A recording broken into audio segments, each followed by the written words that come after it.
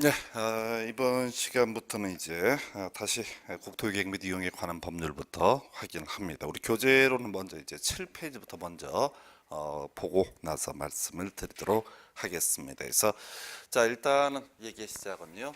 국토계획법에서 가장 중심축이 되는 거 건축물과 관련해서 이 건축물의 건폐율이라고 하는 개념, 그다음에 용적률, 그다음에 용도라고 하는 규제 세 가지가 주로 이제 문제가 되게 됩니다. 그래서 이 건폐율은 건물 지을 때 옆으로 펼치지 마라 이런 규제이고요. 용적률은 위로 쌓아올리지 마라 이런 얘기. 그다음에 이제 용도라고 하는 것은 저 건축물을 사용함에 있어서 주택으로, 상가로, 공장 등으로 사용해라 이런 식으로 이제 정해주는 규제가 소위 건폐율, 용적률, 용도제의 문제 있고요.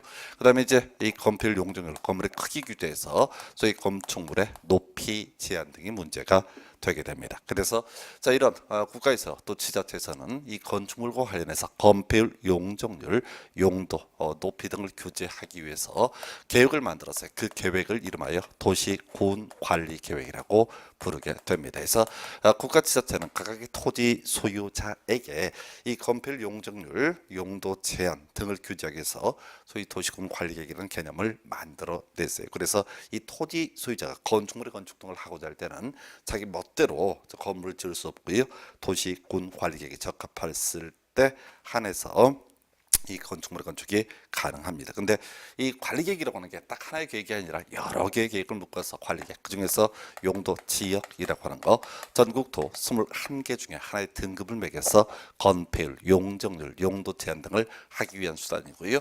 용도 지역이라고 하는 것을 또 다른 표현으로 관리계획 이렇게 부르기도 합니다. 자, 그 다음에 이 용도 지역이라고 했어요. 자, 그럼 이제 이렇게 하는 거죠. 토지가 있으면 용도 지역, 나중에 이제 볼 텐데 21개 있어요. 21개 중에 하나의 용도지역 항상 갖게 된다. 그래서 토지 소유자가 건축물을 건축할 때는 먼저 용도 지역부터 확인을 해 봐야 됩니다. 자, 한편 자, 이 용도 지역이라고 하는 것 21개 중에 다른 하나로 바꿔서 건폐율, 용적률, 용도 등을 규제를 할 수 있고요.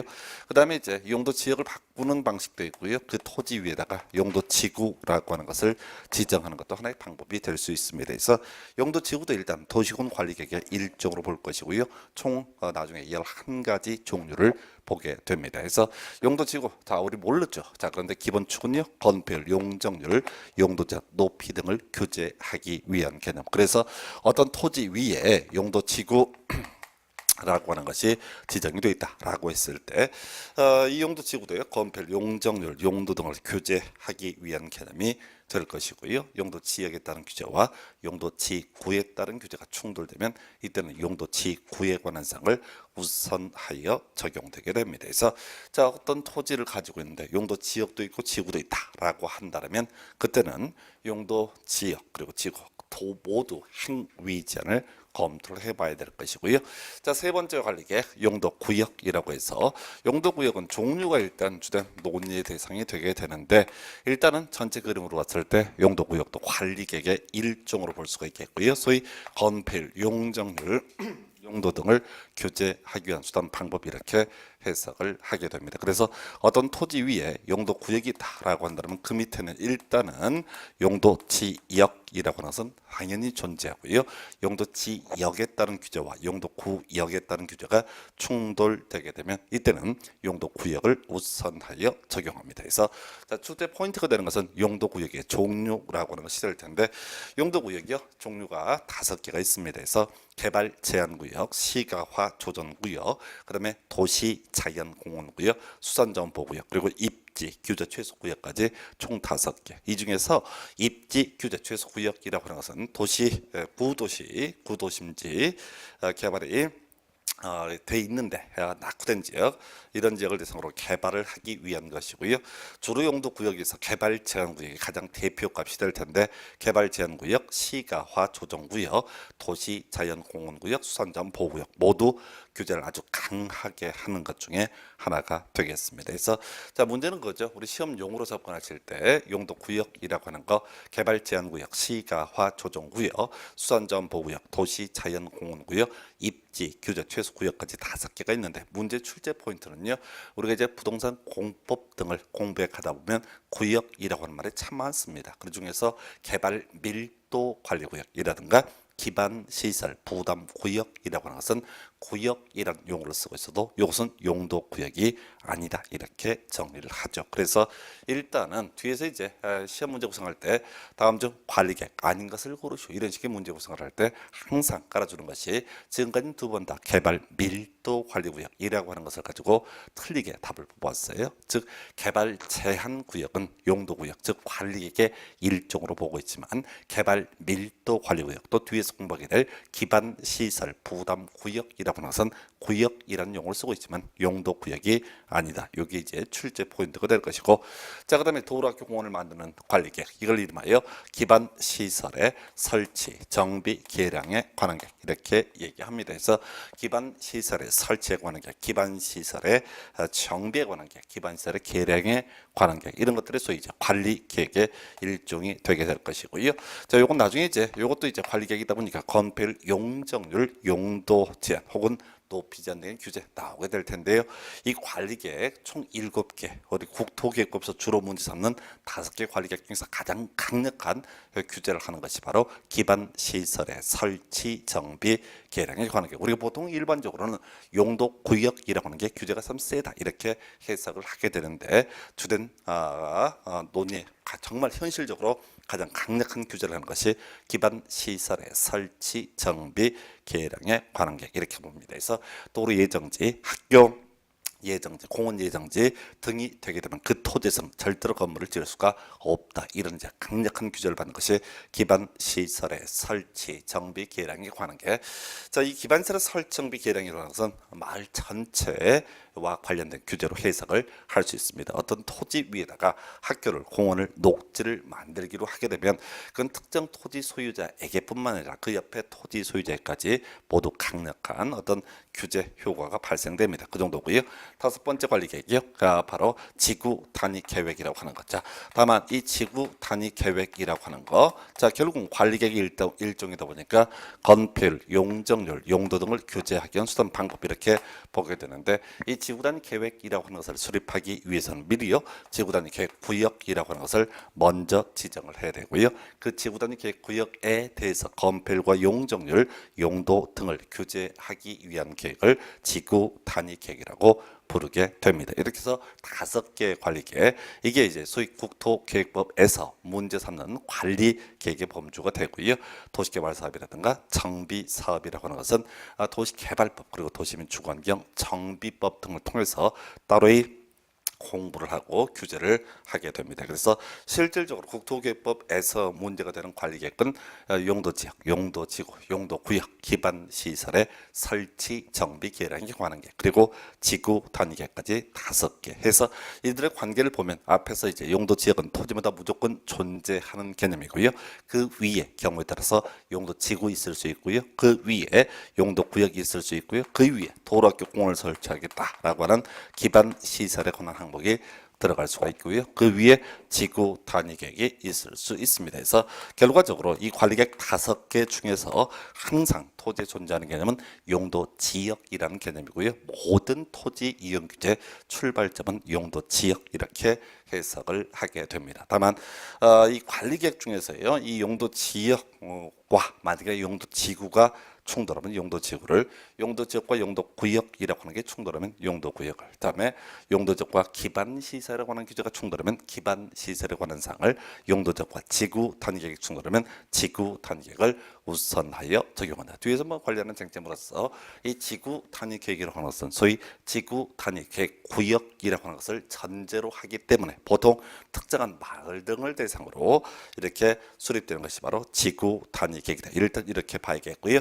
다시 한번 시험 문제 답이 되는 쟁점을 정리하게 되면 나머지는 뭐 그렇다 치고 소위 이제 용도 구역이라고 했을 때 5개 개발 제한 구역, 시가화 조정 구역, 도시 자연공원 구역, 수산자원 보호구역, 입지 규제 최소 구역까지 5개 구역이라는 표현을 쓴 것 중에서 5개만 소위 용도구역 관리 계획으로 분류를 하고 있습니다. 그래서 이렇게 봐야겠고요. 그다음에 이제 좀 살을 붙여봐야 될 것이 이 관리 계획의 기준점을 삼기 위한 계획을 이름하여 도시군 기본 계획이라고 부르게 됩니다. 그래서 이 도시군 관리계획, 도시군 기본계획 둘 다 하나의 시 또는 군을 대상으로 하는 계획인데 구체적으로 건폐율과 용적률, 용도 등을 규제하기 위한 계획을 가리켜서 도시군 관리계획이라고 부르게 될 것이고요. 이 도시군 관리계획 기준점을 삼기 위한 계획이 도시군 기본계획 이렇게 봅니다. 그래서 기본 계획이라고 하는 것은 그 자체가 중요한 포인트가 되는 것은 아니고요. 관리계획 구체적으로 건폐율, 용적률, 용도 등을 어떻게 규제를 할 것인가 요것의 기준을 제시하기 위한 것이 바로 도시군 기본계획 이렇게 부르게 될 것이고요. 그다음에 항상 있는 것은 아닌데 경우에 따라서요. 광역 도시 계획이라고 하는 것이 있을 수가 있습니다. 그래서 뭐 뒤에서 따로 이제 공부를 하게 될 텐데 광역 도시 계획이라고 하는 것은 도시군 기본 계획이라든가 도시군 관리계획 수립의 기준점을 제시하기 위한 것이다. 그래서 항상 중심적으로는요. 도시군 관리 계획이라고 하는 것을 중심에 두고 살펴보셔야 됩니다. 그리고 극단적으로 이제 우리 국토계획부상 계획은 아닌데 용어 하나 나오죠. 국가 계획이라고 하는 것이 있을 수 있습니다. 그래서 이 국가계획은 국토교통부장은 수립을 하는 계획인데 굳이 있다라면 이 국가계획은 광역도시계획, 도시군 기본계획 그리고 도시군 관리계획 수립의 기준점을 제시하기 위한 계획이 바로 국가계획. 그래서 여러분 교재 7페이지 보게 되면 법적 지위라고 하는 것이 나와 있어요. 그래서 요건 이제 순서하는 거죠. 제일 위에 있는 것이 국가계획, 그다음에 광역도시계획, 그다음에 기본계획, 그다음에 관리계획. 이 순서 기본적으로 알고 계셔야 됩니다. 무조건 지문 던져주니까요. 해서 자 만약에 국가계획하고 관리계획이라고 하는 것이 충돌한다, 내용이 다르다라고 한다면 상위계획인 국가계획을 우선 적용을 하게 됩니다. 그리고 그다음에 이제 도시군 관리계획하고 광역도시계획이 충돌하면 광역도시계획을, 그다음에 도시군 관리계획하고 도시군 기본계획이 충돌하면 그때는 도시군 기본계획을 우선 적용한다. 우리 법에서는 이렇게 표현하고 있죠. 이 도시군 관리계획이라고 하는 것은 광역도시계획 그리고 도시군 기본계획에 부합되게 수립해야 된다. 이 정도까지 해서 소위 이제 법적 지위라고 하는 거죠. 사실 이 법적 지위라고 하는 것은 나중에 광역도시계획을 공부할 때 또 도시군 기본계획을 공부할 때도 계속해서 반복해서 나오는 내용이 되겠고요. 그래서 이 정도가 소위 이제 관리계획의 내용, 그다음에 이제 관리계획의 어떤 법적 지위라고 하는 개념이 되겠습니다. 자, 그리고 나서요. 그리고 나서 자, 이 관리계획이라고 하는 거, 자, 어떤 과정을 통해서 만들어지느냐라고 했을 때 크게 입안에서 결정 고시하는 구조로 되어 있습니다. 그래서 입안에서 결정 고시. 그래서 입안이라고 하는 것은 용도 지역을 이렇게 만듭시다라고 하나의 안을 확립하게 되는 걸 얘기합니다. 그다음에 용도 지구를 이렇게 지정합시다라고 하나의 안을 만드는 것을 입안이라고 불러요. 자, 용도 구역을 기반 시설을 지구 단계를 이렇게 수립합시다라고 하나의 아이디어 안을 만드는 것을 입안이라고 부르게 될 것이고요. 그래 이렇게 해도 좋아라고 확인하게 되는 것을 결정, 그리고 외부에 발표하게 되는 것을 고시라는 표현을 쓰게 됩니다. 그래서 관리계획은요 크게 입안에서 결정 고시하는 과정을 거치게 돼 있어요. 이 얘기는 뭐냐면 용도 지역도 기본적으로 입안에서 결정 과정을 거쳐야 할 것이고 용도 지구도 용도 구역도 기반 시설도 지구 단계도 모두 기본적으로 입안 결정 과정을 거치게 되어 있습니다. 그리고 뒤에서 이제 절차 볼 텐데 뭘 외울 건 아니에요. 그래서 기초 조사라고 하는 과정 먼저 한 다음에 입안하게 되어 있고요. 두 번째가 주민의 의견을 듣는 절차 거친 다음에 입안을 하게 되어 있고요. 그리고 바로 지방의회 등의 의견을 거친 다음에 입안을 하게 되어 있습니다. 그리고 우리 교재는 빼버렸는데 시험에 안 나오니까 협의 그리고 심의 등을 통해서 거쳐서 결정 고시를 하게 되어 있다. 이게 이제 소위 도시군 관리계획 입안 결정 과정이라는 것이 되는 거예요. 그래서 지역, 용도지역, 용도지구, 용도구역, 기반 시설, 지구 단계 모두 원칙적으로 소위 입안 결정하는 과정을 거치게 돼 있다. 자, 그래서 입안에 관한 쟁점, 특별시장, 광역시장, 시장군수 등 관할 구역에 대해서 관리계획을 입안해야 된다. 이게 원칙적인 명제. 이건 시험에 안 나오고요. 시험에 들어간 항상 예외 파트가 출제가 되고 있습니다. 그래서 여러분 교재 8페이지 가서 보시게 되면은 예외적 입안권자라고 하는 건 나와 있습니다. 그래서 앞에서 이제 논의했던 시장군수 대신에 도지사 입안할 수 있습니다. 그리고요 특별시장, 광역시장 대신에 그 위에 있는 국토교통부장도 입안할 수 있다 해서 뭐 이건 중요한 건 아니에요. 다만 이제 시험 지문에 구성할 때는 국토부 장관, 소위 이제 국가계획과 관련한 경우에 소위 입안할 수 있다. 이게 시험 지문에 한 번 출제가 되는데 중요치는 않고요. 뭐 뒤에서 이제 광역도시계획 이런 거 할 때 따로 설명을 드리게 될 텐데 일단은 시장군수 대신에 도지사, 그다음에 특별시장, 광역시장 대신에 국토교통부 장관 입안을 할 수가 있다. 두 번째요. 자, 인접시군을 포함한 입안이라고 되어 있고 상당히 길게 되어 있는데 포인트만 외우셔야 돼. 자, 이 관리계획은요 하나의 시 또는 군을 대상으로 하는 계획이기 때문에 원칙적으로 관할구역을 대상으로 입안을 하게 되어 있습니다. 근데 인접한 시군 포함해서 입안할 수 있다. 외울 것은요. 인접시군 포함 입안 이 정도 끝이에요. 물론 시험 지문을 구성할 때 전부를 포함한다 또는 일부를 포함한다 이렇게 트릭들을 쓰게 되는데 그건 중요한 게 아니고 하여튼 인접시군 포함해서 입안할 수 있다. 무슨 얘기냐? 자, 서울시장은 서울시를 대상으로 도시군 관리계획을 입안하게 될 것이고요. 구리시장은 구리시를 대상으로 관리계획을 입안을 하게 되어 있습니다. 그런데 서울시장이 구리시 일부를 묶어서 입안하는 경우 가능하고요. 구리시장이 또 서울시 일부를 묶어서 입안하는 거 가능하다. 이건 별거 아니고 예를 굳이 든다면 우리 도로 만드는 거 생각하면 좋겠습니다. 도로라고 하는 거 기반 시설의 설치, 정비, 계량에 관한 계획이고요. 이 도로 라고 하는 건 서울시에서 서울시장이 혼자서 입안을 하게 되면 구리랑 연계되는 그 공간 여기까지 서울시입니다 하고 도로가 끊기는 수가 있겠죠. 그래서 인접한 시군을 포함해서 입안할 수 있다. 요거에 또 하나의 쟁점이 되게 될 것이고 동시 입안이라고 하는 거 우리가 외울 것은요. 함께 입안할 수 있다. 시험 문제 구성할 때는 함께 입안할 수 없다 라고 해서 틀리게 뽑아주거나 또는 함께 입안할 수 있다 라고 해서 옳게 뽑아주거나 딱 두 가지 경우의 수가 나오게 되는데요. 자, 일단은 함께 입안. 자, 요건 이렇게 가는 거죠. 지금 중심축이 되는 것은 관리 계획이라고 하는 개념이고요. 이 관리 계획이라고 하는 거, 자, 그 위에 도시군 기본계획, 그 위에 광역도시계획 이런 게 있었죠. 앞에서 관리계획은요 기본계획에 부합해야 된다. 관리계획은 광역도시계획에 부합해야 된다. 그리고 도시군 기본계획은 또 광역도시계획에 부합해야 됩니다. 그래서 자, 순서가 어떻게 된다고? 먼저 광역도시계획 만들고 그다음에 기본계획 만들고 그다음에 관리계획을 만드는 거. 이게 기본적인 구조가 돼야 되는데 사실은 광역도시계획이라든가 또는 도시군 기본계획이라고 하는 건 별로 중요한 게 아니에요. 자, 토지 소유자한테 직접적인 규제와 관련된 것은 소위 도시군 관리계획이라는 개념이 될 것이고 그래서 자, 이 중요한 관리계획 빨리 입안할 필요가 있다. 조속히 입안할 필요가 있다라고 판단하면 광역도시계획 그리고 기본계획과 함께 입안할 수 있다. 그래서 외울 것은요 함께 입안할 수 있다. 요거 외우셔야 되고요. 그다음에 기준이라고 하는 거. 자, 우리 공법에서 기준 정말 많이 나와요. 기준은 모두 국토교통부 장관이 정한다. 단순화시켜야 됩니다. 그래서 지금 관리계획 수립기준 국토교통부 장관이 정한다. 이런 거 있고요.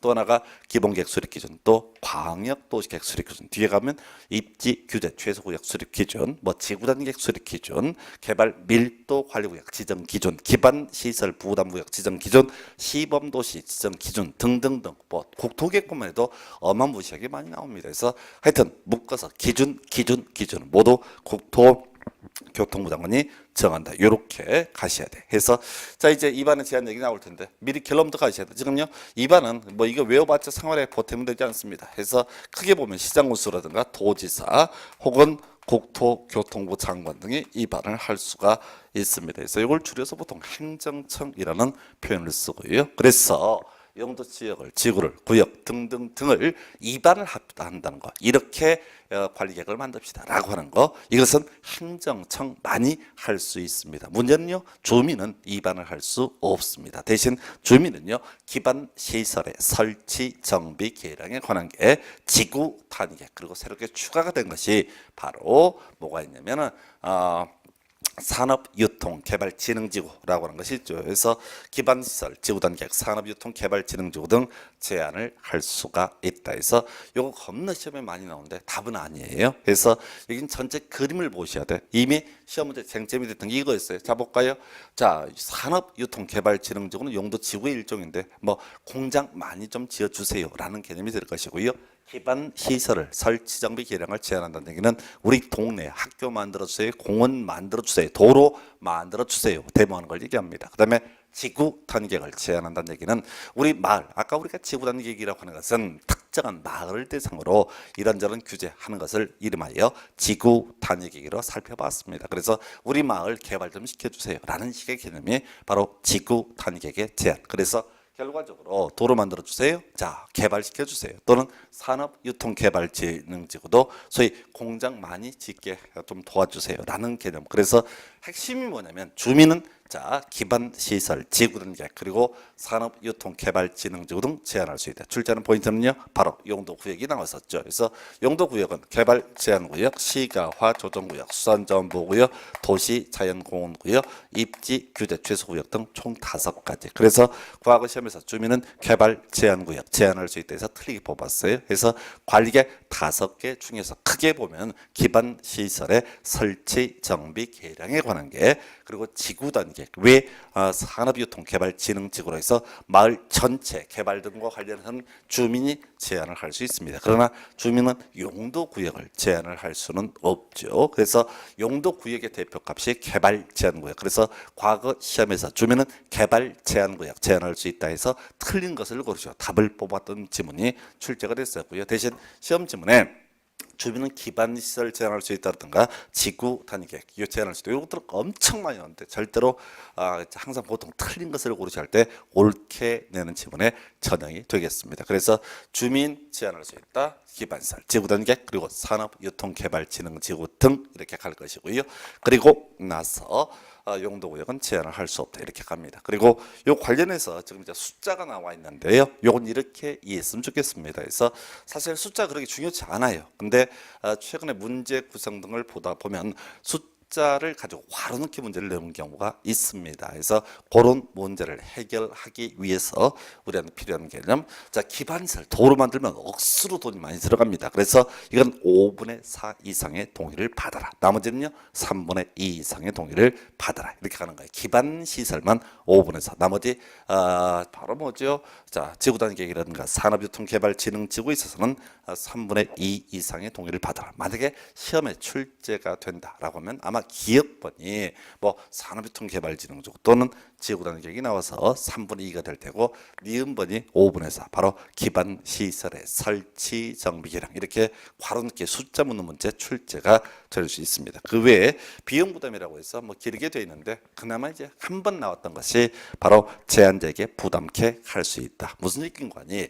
지금요 원래 행정청이 입안을 하게 되어 있습니다. 알아서 잘 입안하면 주민이 제한을 할 이유가 없는 것이죠. 그런데 주민이 일정한 경우에 제한을 할 수가 있습니다. 그렇다고 해서 제한하는 사람한테 돈 내라 그러면 당연히 제한 안 하겠죠. 그래서 당연히 이런 입안의 제한에 있어서도 그 비용 부담은 누가 행정청이 부담하는 게 원칙입니다. 근데 문장 엄청 긴데 뭐라고 돼 있어요? 제한자에게 부담케 할 수 있다. 무슨 얘기야? 제한자에게 부담케 할 수 있다라고 하는 얘기는 당연히 누가 부담해야 되는데 행정청이 부담을 해야 하는데 가끔씩 예를 들어 노량진의 동작구청장한테 누가 서울시장한테 동작구에 공항 하나 만들어주세요 이런 어이없는 제안을 하는 경우 있겠죠. 그래서 그런 경우를 막기 위해서 바로 제한자에게 비용을 부담시킬 수 있다. 요 정도까지. 그래서 요 지문 같은 경우는 항상 그런 식이에요.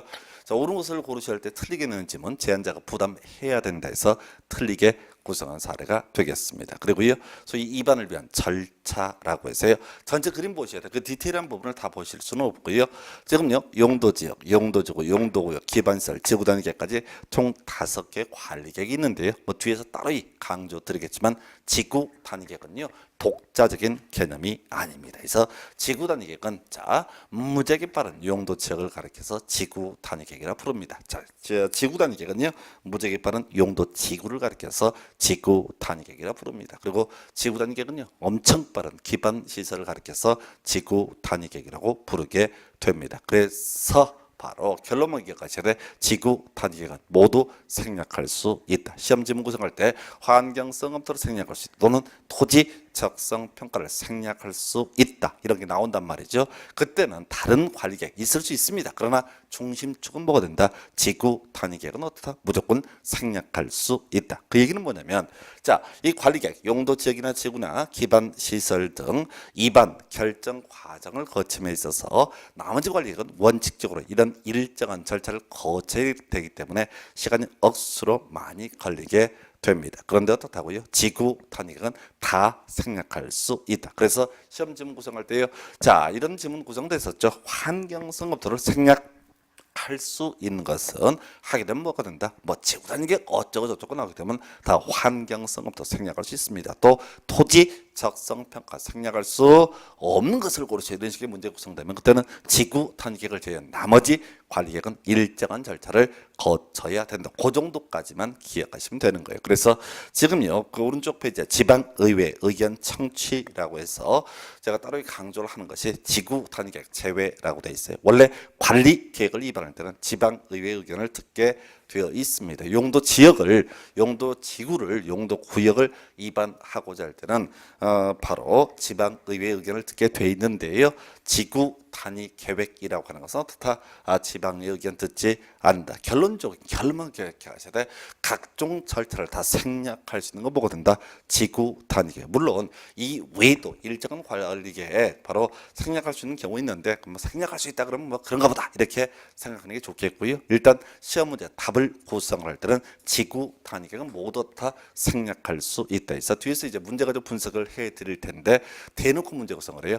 생략할 수 있는 것은 그러면 지구 단위 계획, 생략할 수 없는 것은 지구 단위 계획이 아닌 것은 어떻다? 생략을 할 수가 없다. 그래서 지난번에 뭐 생략할 수 없는 것을 고르셔서 나머지 2번, 3번, 4번, 5번에 다 지구 단위 계획을 깔아버리고요. 그리고 그 당시에 지문에 뭐를 갖고 구성을 했었냐면은 바로 개발 제한구역 이걸 던져놓은 거야. 그래서 개발 제한구역은 결과적으로 다 생략할 수 없다. 왜? 지구 단위 계획이 아니기 때문에. 지구 단위 계획은 생략할 수 있다. 그러면 지구 단위 계획이 아닌 다른 도시군 관리 계획은 생략을 할 수가 없다. 이렇게 가는 거죠.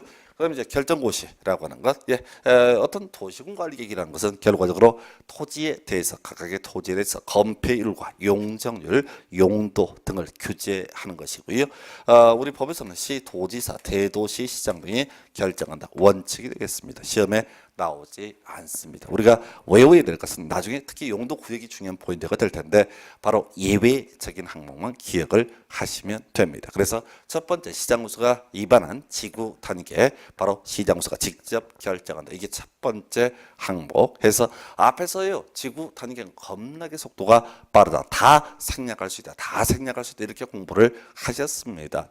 원래 도지 및 지사 밑에 있는 시장 군수가 위반을 하게 되면 한 단계 위에 있는 도지사에게 결정 신청을 하게 되어 있습니다. 그런데 어떻다고요? 바로 지구 단위 계획이라는 관리 계획은 시장구수가 위반했을 때 시장구수가 직접 결정할 수 있다. 이걸 통해서도 지구 단위 계획은 겁나게 속도가 빠른 관리 계획 이렇게 뉘앙스를 판단해 주셔야 되겠습니다. 두 번째요.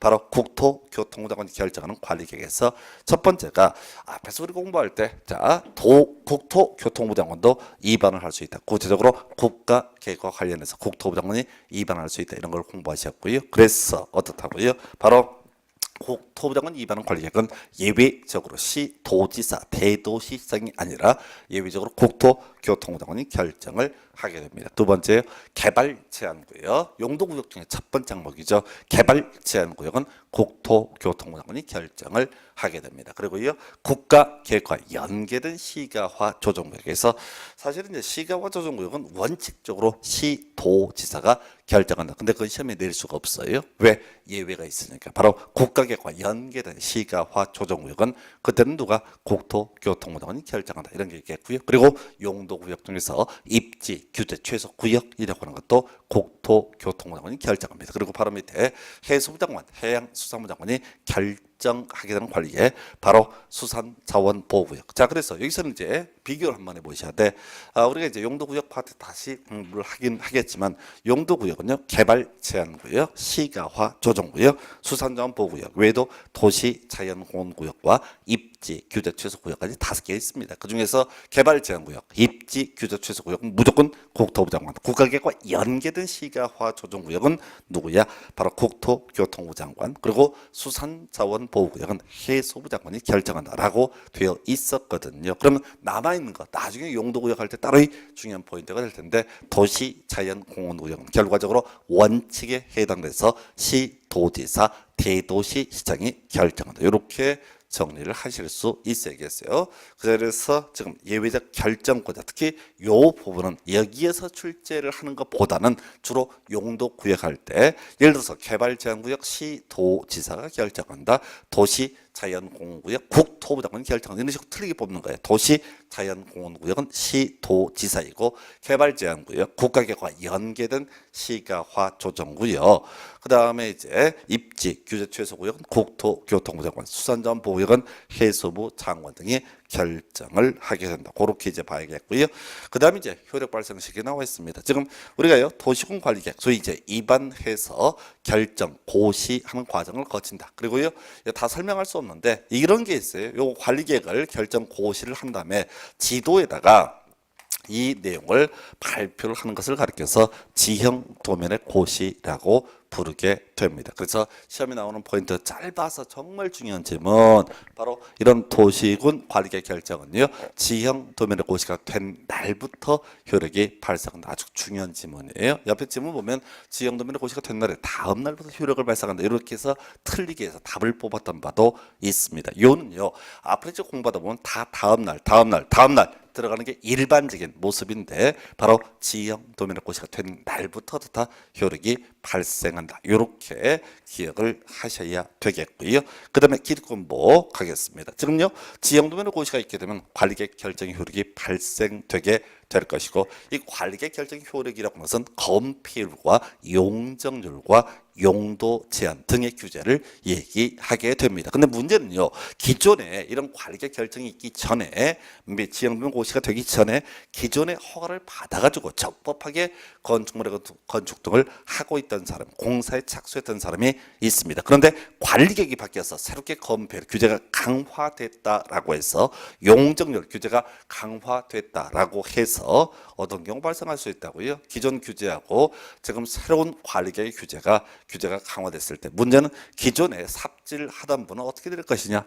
원칙은요 관계없이 사업 또는 공사를 계속할 수 있다. 근데 그건 시험에 안 나와요. 항상 시험은 예외가 출제가 되죠. 해서 시가화 조정구역이라고 하는 거 이때는 신고해야 사업 또는 공사를 계속할 수 있다. 요걸 가지고 한번 옳게 해서 답을 뽑았었고요. 그 다음에 한 번은 시가화 조정구역 관계없이 사업 또는 공사를 계속할 수 있다 해서 틀린 것을 고르셔야 할 때 답을 뽑았었고요. 그리고 시가화 조정구역 허가 받아야 사업 또는 공사를 계속할 수 있다 해서 또 틀린 것을 고르셔서 답을 구성을 한 바가 있습니다. 자, 출제된 의도라고 하는 거, 자, 우리 관리계획이라고 하는 거 앞에서 전체 내용, 그다음에 법적인 지위, 그리고 입안과 결정 등의 과정을 쭉 공부를 하셨는데 마지막 단계에서 공부하는 것 중에 하나가 뭐가 된다? 바로 기득권 보호라고 하는 개념이 될 것이고 그래서 시가화 조정구역 뜨게 되면 뭐라고요? 신고해야 사업 또는 공사를 계속할 수 있다. 우리가 외워야 되는 것은 시가화 조정구역 떴을 때는 무조건 뒤에 뭐가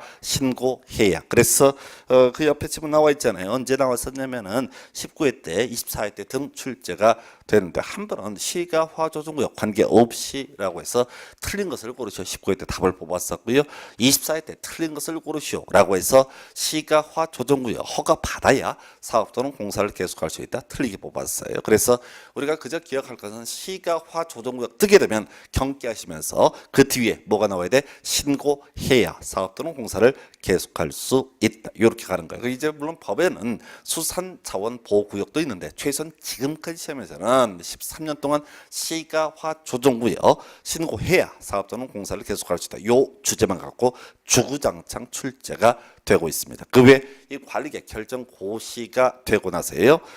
우리가 이제 지형도면 고시되면 효력 발생이 될 텐데 5년마다 재검토를 하게 돼 있습니다. 물론 이 숫자 뭐 작년에 이제 도시군 기본계획 5년마다 재검토가 한번 출제가 되기 때문에 기억하시게 되는데 그다지 어려움이 없는 숫자가 되겠습니다. 그래서 이 정도까지가 소위 이제 관리 계획이라는 개념이 되게 될 텐데요. 사실은 이제 우리 국토계획법이라고 하는 것은 이 관리 계획의 주요한 내용, 용도지역, 지구구역, 기반시설, 지구단계획 하나하나 내용을 가지고 아주 디테일하게 문제 구성을 해요. 그래서 지금 전체로서의 관리 계획이라는 개념을 설명을 드렸고요.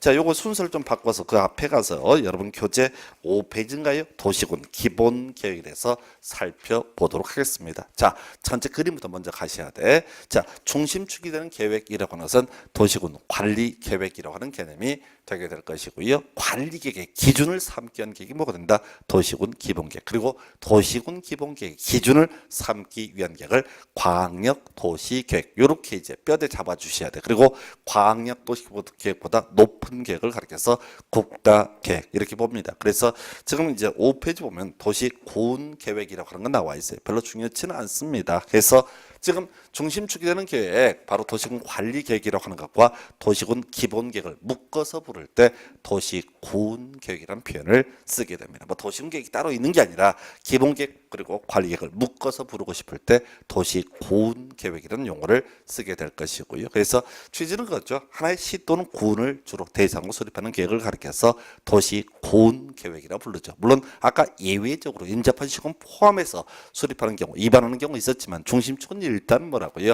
하나의 시 또는 군을 대상으로 수립하는 계획을 도시군계획. 그 중에서 구체적으로 건폐율과 용적률과 용도 제한 등 구체적인 규제를 다루게 되면 그걸 이름하여 뭐라 부른다?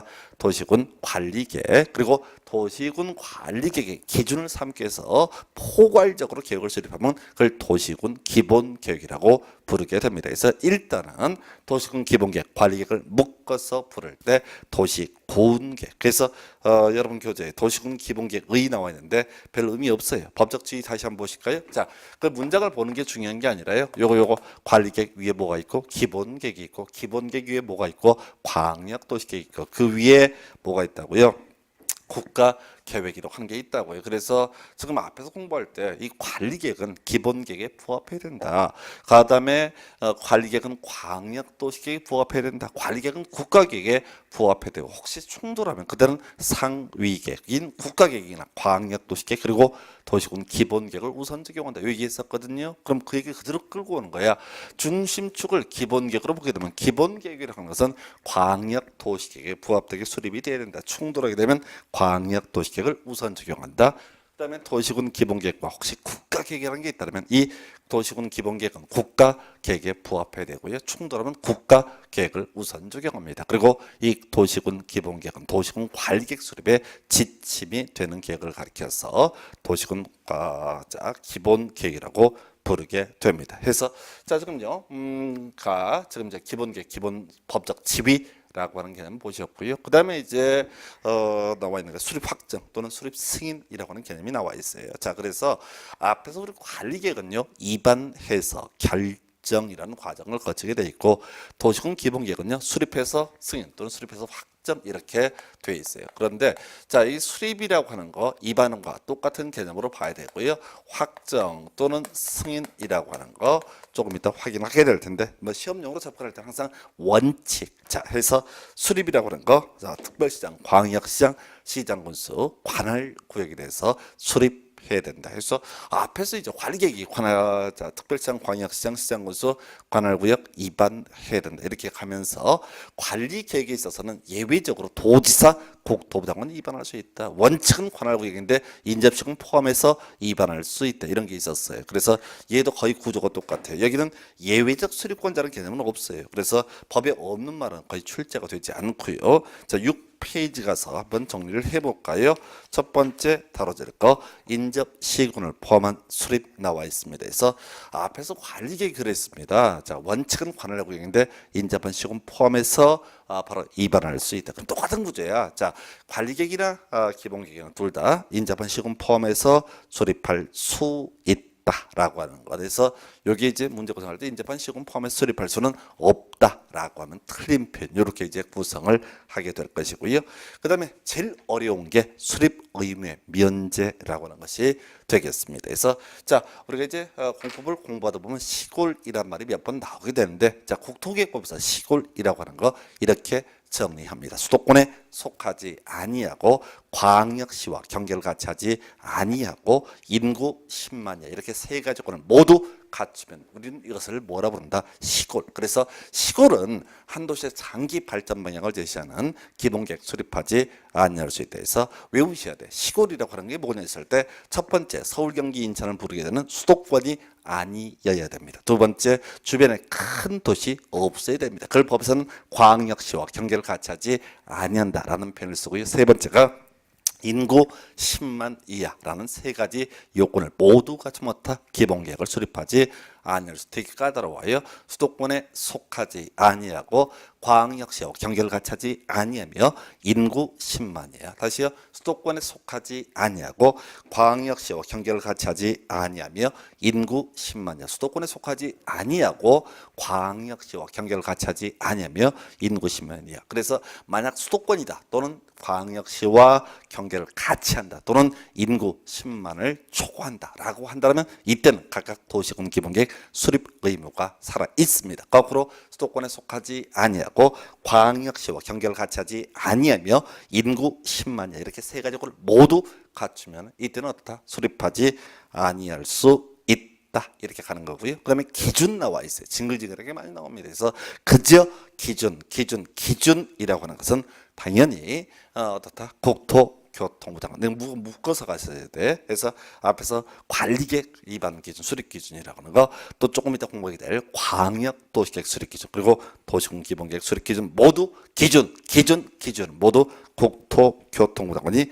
정한다라고 되어 있습니다. 그래서 자 앞에서 여기 한번 했던 거 기억해 볼까요? 우리 관리계획이라고 하는 거 입안에서 결정하는 과정을 거쳐야 되고요. 입안하기 위해서 기초조사. 그런데 이 기초조사의 내용이 뭔지 모르지만 토지 적성 평가라든가 혹은 환경성 검토 이런 게 있었어요. 예, 이 기본 계획을 할 때도요. 소위 토지 적성 평가 등 포함을 해서 수립을 하게 되어 있습니다. 그냥 대뜸 한 도시의 장기 발전 방향을 제시할 때 생각나는 대로 만드는 것이 아니라 소위 이 토지를 어디다 쓰는 게 제일 좋을 것인가 하는 토지 적성 평가 또는 재취약성 분석 등등등을 실시하게 되어 있습니다. 근데 시험에 나오는 포인트는요, 항상 예외죠. 기본적으로 자 토지 적성 평가 또는 재취약성 분석 등을 실시를 해야 되는데 최근에 최근에 5년 이래 토지 적성 평가 등을 미리 했을 때는 어떻다? 이때는 바로 이 토지 적성 평가 등을 생략할 수 있다 해서 이게 27대 문제 어렵게 구성하면서 5년이라고 하는 것을 시험 문제 쟁점으로 삼았습니다. 그래서 이 문장이 상당히 길기 때문에 이런 유형의 문제라고 하는 것은 보통 괄호 넣기 문제 형태로 구성을 하게 됩니다. 그래서 제가 이제 숫자 말씀을 자꾸 드리는데 숫자 별로 중요치 않습니다. 우리가 최근 5년간의 문제를 분석을 해보면은 뭐 13년치를 분석해도 마찬가지인데요. 숫자는 기본적으로 답이 되지 않습니다. 그래서 시험 보실 때 숫자는 무조건 패스 시켜야 돼. 숫자는 답을 뽑는 게 정말 40문제 중에 한 문제 정도예요. 자, 그러면 숫자만 물어보고 싶을 때는 보통 괄호 넣기 형태 문제로 구성을 하게 됩니다. 그래서 자, 최근 5년 사이에 토지 적성 평가 등을 실시했을 때는 어떻다? 바로 토지 적성 평가 등을 생략할 수 있다 해서 문장을 다 외우는 게 아니야 해서 이렇게 길게 중간에 숫자 뽑아질 때는 따로 그것만 내서 기억, 니은에 알맞은 것을 고르셔야 해서 이미 봤던 게 도시군 관리계획 5년마다 재검토 자주 나와요. 근데 답이 안 되는 지문이고요. 굳이 출제를 하고 싶으면 괄호 넣기 문제로 5년, 기억 5년, 니은 5년 이렇게 이제 구성을 하죠. 미리 땡겨서 얘기하면 이 도시군 기본계획도 5년마다 재검토를 하게 돼 있습니다. 그래서 27회 때 최근 5년 이내에 토지 적성 평가를 실시했을 때는 소위 토지 적성 평가 또는 재취약성 분석 등을 생략할 수 있다 해서 이 5년이라는 숫자가 한번 지문 중에 하나 기억해서 하나 지문이 돼서 그다음에 5년마다 재검토라고 했을 때 그 5년 기억 니은에 알맞은 것을 고르시오라는 식의 문제. 그래서 우리가 관리계획 파트에서 기반시설 제한할 때 5분에서 나머지는 다 3분의 2 이상의 동의를 받아라. 요거 관리계획 할 때 이미 지적을 해드린 바가 있습니다. 그래서 뭐 취지는 그런 얘기죠.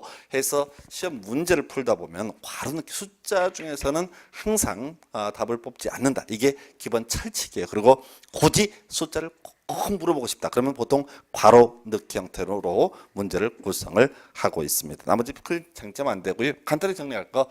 자, 우리가 아까 수립 시장군수, 그다음에 특별시장, 광역시장 등이 수립할 수 있다라고 했었거든요. 이건 뭐 외워봤자 직접 시험 문제 답이 되지는 않습니다. 그래서 시장 군수가 수립하면 한 단계 위에 있는 도지사가 승인을 하고요. 특별시장, 광역시장은요. 특별시장, 광역시장이 스스로 확정하는 그런 구조예요. 근데 시험 문제 구성할 때 항상 이 특별시장, 광역시장이 수립하면 국토교통부 장관의 승인을 받아야 한다. 이런 식으로 이제 틀리게 구성을 하게 됩니다. 답 안 돼, 답 안 돼. 그래서 지금 기본계획 파트에서 외워야 될 쟁점 정리하면 첫 번째가 이 기본계획이라고 하는 것은 국가계획의 부합해야 된다. 기본계획은 광역도시계획에 부합해야 된다. 기본계획은 관리계획 수립에 지침이 된다. 이게 첫 번째 장점. 두 번째 포인트. 자, 인접한 시군 포함해서 수립할 수 있다. 세 번째 쟁점. 시골 수도권에 속하지 아니하고 광역시하고 경계를 같이 하지 아니하며 인구 10만여 이렇게 세 가지 권을 모두 같이 못해 수립하지 아니할 수 있다. 네 번째 기준 하면 누가 국토교통부 장관 그리고 특이하게 뽑았던 거 5년마다 재검토하고요. 최근 5년 사이에 토지 적성 평가 등을 실시했을 경우에는 바로 토지 적성 평가 등 생략할 수 있다. 5년 숫자 가지고 27회 때 구성이 됐습니다. 이 정도가 기본계획 전부예요. 내용 자체가 많지 않고요. 최근에 조금 출제빈도가 늘어나긴 했는데 한 2, 3년에 한 문제 뽑는 파트가 되겠습니다. 그리고요.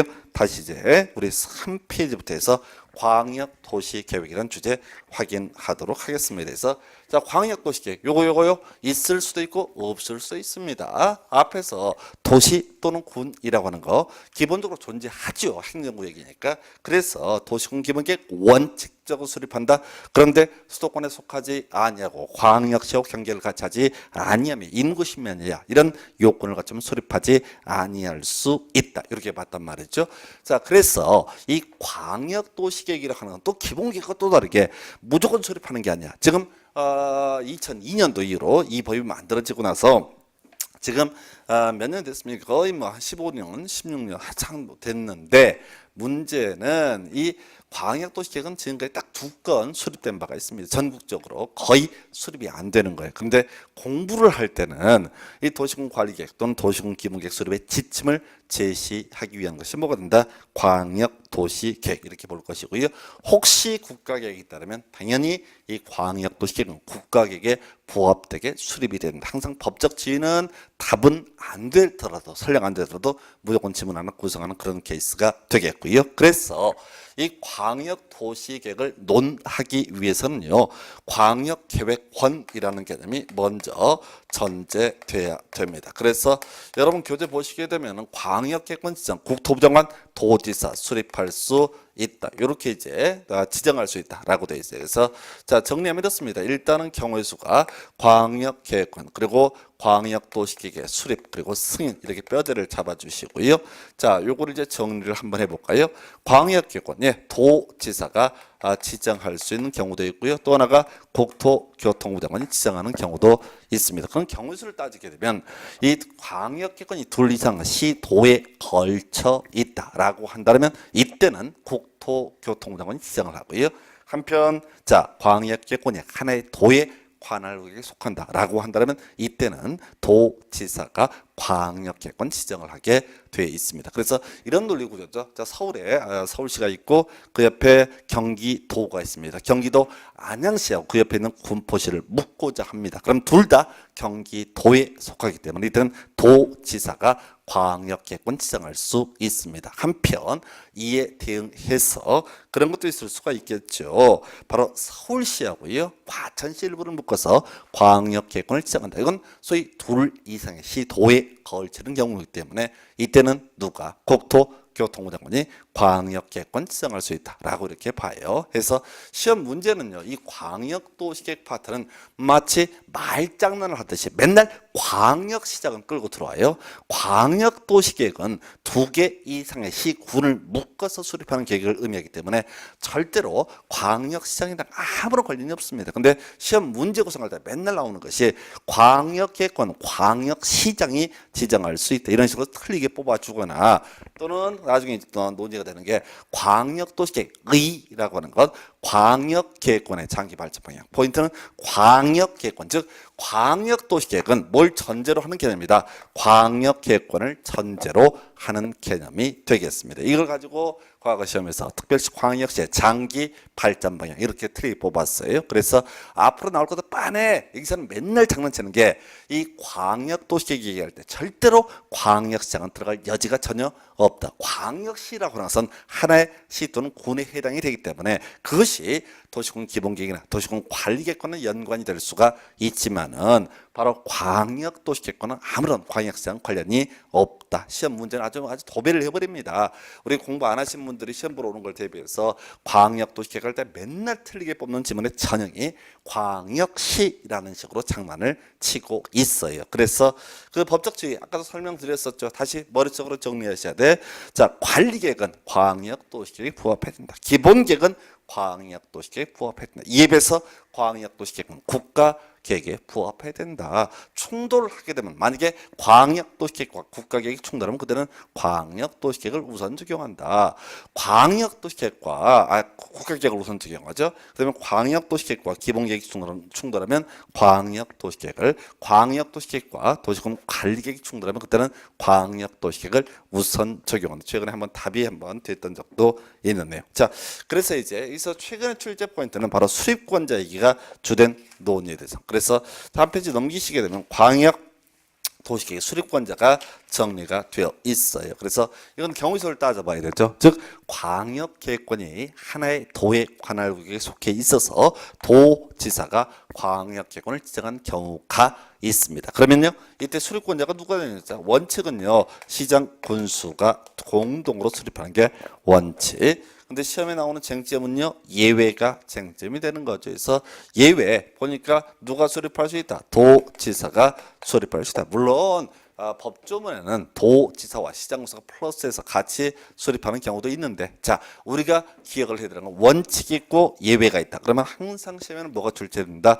예외라고 하는 게 출제된다. 27회 때 답이 뭐냐면요, 도지사 광역도시계획 수립할 수 있다. 요걸 가지고 답을 구성을 했었어요. 그래서 핵심은 뭐냐면 도지사 어떻다 수립할 수 있다. 만약에 광역계획권이 둘 이상 시도다라고 한다면 국토부 장관이 광역계획권을 지정을 하게 될 것이고, 수립권자 누가 된다고요? 시도지사가 공동으로 수립하는 게 원칙. 시험에 안 나와요. 시험에 뜨는 건 뭐가 될 것이다? 국토교통부 장관. 그래서 지금요 26회, 27회 때 연속 뽑았던 것이 도지사 수립할 수 있다 해서 26회에서는 옳게 뽑아서 답이 아니었었고, 27회 때는 옳은 것을 고르셔서 답을 뽑으셔서 도지사 어쩌고 저쩌고 저쩌고 수립할 수 있다라고 해서 이걸 답을 뽑았어요. 그러면 앞으로 구성되는 것 중에 하나가 뭐가 나올 거다? 최대 어렵게 나오면 국토교통부 장관. 이런 경우에 국토부 장관 광역도시계획 수립할 수 있다라고 하는 게 답이 될 겁니다. 그래서 결론적으로 이걸 접근해 가실 때는 경우서를 다 따져서 분석을 해서 외우는 것이 아니라 도지사 광역도시계획 수립할 수 있다. 오른편. 그리고 앞으로 예상되는 답은요, 국토교통부 장관 광역도시계획 수립할 수 있다. 이것도 중요한 이슈가 되게 될 겁니다. 한편요, 시장수가 수립하면요, 한다기엔 도지사의 승인을 받아야 한다. 시도지사가 수립하는 경우 이들은 어떻다? 국토교통부 장관의 승인을 받아야 된다. 그리고 중간에 이제 빼먹은 것 중에 하나가 기준 하면 모두 누가 정한다? 국토교통부 장관이 정한다. 이렇게 가야겠고요. 그리고 그 교재 오른쪽 페이지 5페이지에 나와 있는 게 이 얘기 나와 있잖아요. 시장수가 수립하면 한다기엔 도지사가 승인한다. 시도지사가 수립하면 국토교통부 장관의 승인을 받아야 된다. 이런 것도 나와도 답이 아니에요. 그리고 자, 그 중간에 이제 절차 나와 있는데 별 필요 없어요. 한 번이라도 시험에 나오면 제가 교재에 다 분석을 해서 넣어놨는데 다 사이드. 절차 관련한 부분들은 다 사이드고요. 오히려 중요한 포인트, 수립 주기, 재검토 주기. 앞에서 기본 계획이라고 하는 거, 그다음에 관리 계획이라고 하는 거 5년마다 재검토. 그럼 광역도시계획은 몇 년마다 재검토. 이게 문제가 되는데 그런 조항이 법에 존재하지 않습니다. 그리고 문제를 약간 응용한 것이 이제 이런 식이죠. 자, 기본계획 관리계획 각 5년마다 재검토하게 되면 아무리 봐도 광역도시계획은 10년마다 재검토를 생각할 수 있다는 얘기죠. 그러나 광역도시계획 수립축이 존재하지 않습니다. 그걸 한 단계 더 응용했던 제목은 19회 때 광역도시계획 10년 단위로 수립한다. 아예 그런 법조문이 존재하지 않습니다. 그래서 자, 주요한 출제 포인트 정리하게 되면요, 광역계획권 누가 지정한다? 도지사 또는 국토부 장관. 시험 문제 구성할 때는 광역시장이 또는 특별시장이 광역계획권 지정할 수 있다. 틀리게 뽑아줄 테고, 두 번째, 광역도시계획의 정의가 뭐냐 했을 때 광역계획권의 장기 발전 방향. 이걸 가지고 광역시의 장기 발전 방향 이렇게 뽑았었고요. 세 번째가 법적 지위죠. 이 광역도시계획이라는 거 국가계획에 부합되게 수립이 돼야 된다 이런 거 있었고요. 그리고 이 도시군 기본계획, 도시군 관리계획이라고 하는 거 바로 광역도시계획 부합해야 된다. 이게 세 번째 쟁점. 네 번째요. 바로 도지사 수립할 수 있다. 국토부장관 수립할 수 있다. 다섯 번째 기준 국토부 장관. 그 외에 시장소 수립하면 도지사의 승인, 시도지사가 수립하면 국토부 장관의 승인 등. 자, 그리고 비교해서 지금요, 이거죠. 도시군 기본계획은 특별시장, 광역시장이 수립하는 경우 국토부 장관의 승인을 요하지 않습니다. 즉, 특별시장, 광역시장이 스스로 확정하는 이런 구조로 되어 있습니다. 그래서 자 이렇게 해서 우리가 중심축으로 봤던 관리계획, 그다음에 기본계획, 거꾸로 이제 갔던 거죠. 그다음에 광역도시계획까지 살펴봤고 잠시 쉬었다가 여러분 교재 10페이지 용도 지역부터 확인을 해 가도록 하겠습니다.